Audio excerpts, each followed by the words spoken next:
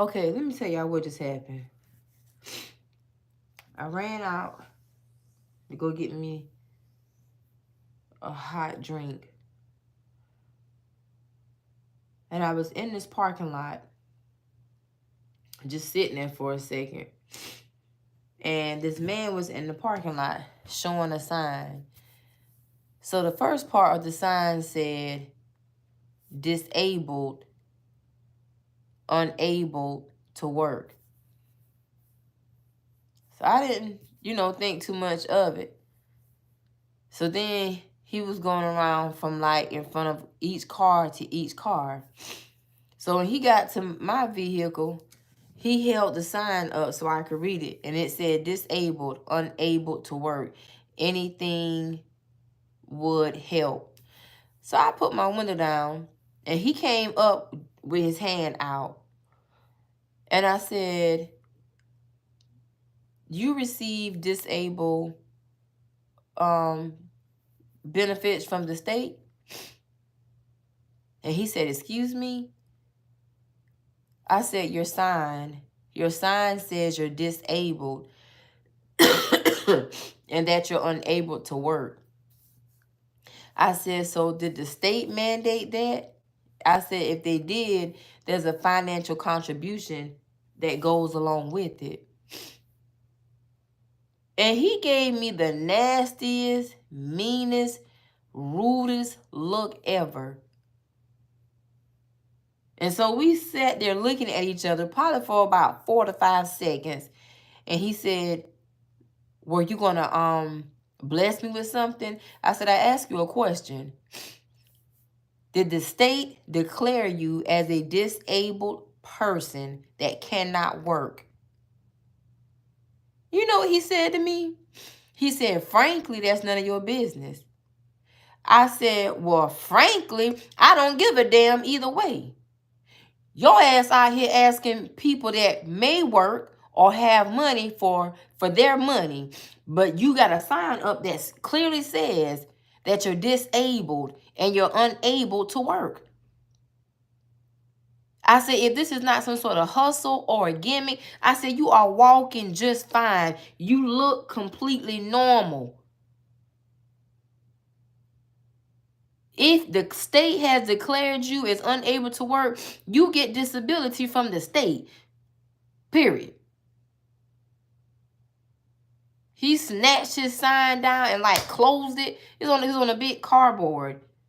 Closed it. And he gave me the bird and walked off. That's it. Y'all think I'm wrong for saying that? I don't. I don't.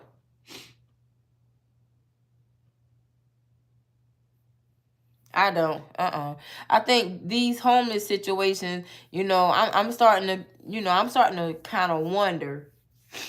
And just, I think some of these homeless people are not necessarily homeless.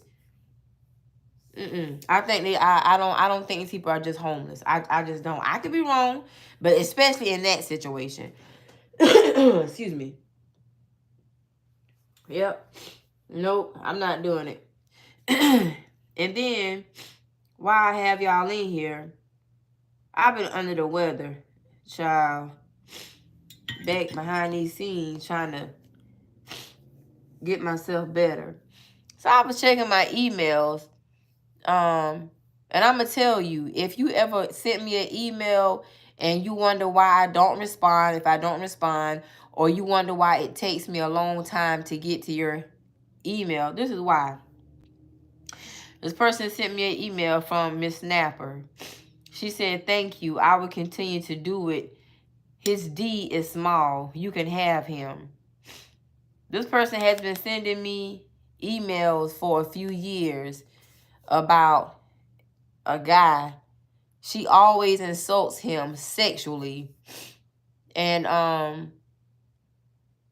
just want to say to women, you may think that you have lost a man to a woman. When your absence is so strong in a person's life, let me show you.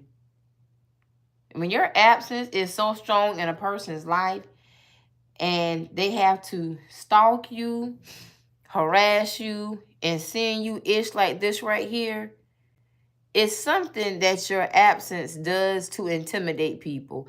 I didn't always think or feel that way about myself, but I could always easily notice why people would be intimidated by other individuals, especially strong-minded women, women that have good self-esteem, secure in their own life. I can see why. I could always see why people would be intimidated by them. But let me tell you why you should not feel bad about if somebody chose somebody else over you or got with somebody else. And let's just say they broke up with you, or y'all, had a mutual breakup and they moved on pretty quickly. You think they're doing good at everything. Every house is not a home. I don't care if it's a trailer, condo, apartment. Every house is not a home. What looks like security on the outside, a lot of times is misery on the inside. This right here shows you a person's piss poor choices. Piss poor. I get these emails and I've been getting videos. This has been a number of years though. But when I saw this one, it just made me ponder on the amount of time and how they create different little profiles. It shows you the piss poor choices. A lot of men benefit just keeping their mouth shut. That's their problem. They don't know how to keep their mouth shut. And if they are sneaking and creeping, and you are somebody that they have, snuck with, or creep with or something like that, they tend to tell the wrong person. But those kind of messages now, they just remind me of relationship choices, and not just relationships that are, romantic, but even family relationships. Even family relationships. How people will sit up and allow themselves to be tolerated. People settle to be around them, treat them bad, degrade them, make them look as a disgrace, disrespect them. But on the outside, you think they have a perfect relationship. No. No. Absolutely not. No. So my Monday motivation, I was supposed to type up a message, and I was going to post this on the community board. But I just want to say, if you ever lost somebody, had to let go of a person, don't feel bad. Nothing to feel bad about. More than likely, especially if you know that you are a good person or just a decent person, as I regard myself to be, you didn't lose anything. Because anything that was good or decent, another person wouldn't send you degrading comments. People wouldn't send the kind of photos of them. People wouldn't screenshot their text messages to show you who they are. People would not do that to a good or decent person. So when we lose a person, when we let go of a person or something like that, and people come in to show us their dirtiness, their corruption, their filth, their vile ways, guess what? They got with somebody that was just as corrupt, just as vile, just as sinister, just as degrading, just as easy, just as dogmatic as they were, that we didn't recognize in the beginning. Nope. No, no, no. No, no, no, no, no. People manifest who they are from the inside out. And a lot of us, we let go of shit and shitty people.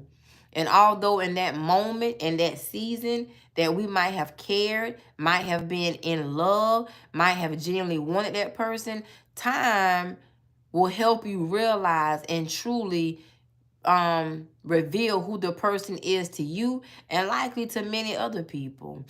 And also, I want to say something about hoe hopping. When people hoe hop, you know why? It's because if one person stayed around them too long, they would get more messages like that. You would have many messages like this that came along. That's all that is. That's all that is. So that's why a person that sleeps around, there are multiple people, they do that so they can spread themselves out, so that people can't see who they are, because they're a shitty person. And most of them get with other shitty or shittier people. And what do they reproduce? Shit.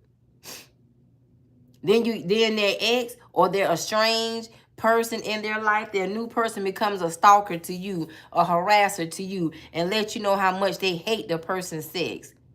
That's not love. That's not like. That's not even interest. That's straight up shit. I believe in calling it what it is. My closing remarks for this today on our Motivational Monday is this right here. Sometimes God will reveal something to you about a person, and it may not be the best news. It may not be good news, but it's honest and truthful news. That person could have hurt you, could have deceived you, could have stabbed your back, could have betrayed you. But guess what? God will reveal something to you because he know you will speak the truth to that person. And regardless of how they did to you, God will place us in people's life and place people in our life that would help us spare our life. Nobody can necessarily save it per se. It takes choices to actually say, oh, they saved my life. But guess what, though? When God lays something on your heart or he shows you something about a person and you have to give forth a message, I would encourage you, give it. People think because you give them a message or a dream that was given to you truly from God, not that stuff they do when they're playing in your energy with the black magic to make you dream of them, to make you come towards them. No, when they got a sibling plotting up with many other people that kill their smart asses, stuff like that. When God revealed those things, yeah, release the message. It doesn't mean that you still care about the person intimately. It just shows that you are obedient to God. So I just want to say for any woman that may struggle with that, God reveals something to you about a person. He or she could have hurt you. It could even be a family member. But he gave it to you to give it to the person straightforward. Because I think there's no better way than the Lord to use you, but in a humbling way, in a truthful way, in a very obedient way. Has nothing to do with you being in love with a person. Darn sure don't mean you want them. It just means that you are obedient and submitted to the Lord. So, ladies, that's all I have for us. I hope you all have taken something good from this message. This is a Motivational Monday, Encouragement Monday, Inspired Monday. Be motivated. Be encouraged. Be inspired by your own life. Never look at somebody else's life and think that they have it all put together and they're better. They're on top. A lot of people do a lot to make something look good, but the fact of the matter is, it's shit. It's shitty. And they probably likely are a piece of shit because they've entertained that. It's what their life choices have manifested them. Shit gonna always bring shit. Nothing good comes from shit. Nothing smells good about shit. Shit has a pungent, foul odor. If you eat it, I'm sure it has a horrible, disgusting taste. If you sit around it and if you can sit there and sit around shit and not bother you, and you can continue to entertain or engage shit, it just shows that you are a piece of shit. That's it. Peace and blessings, ladies. Great day. Happy Monday to you. Namaste.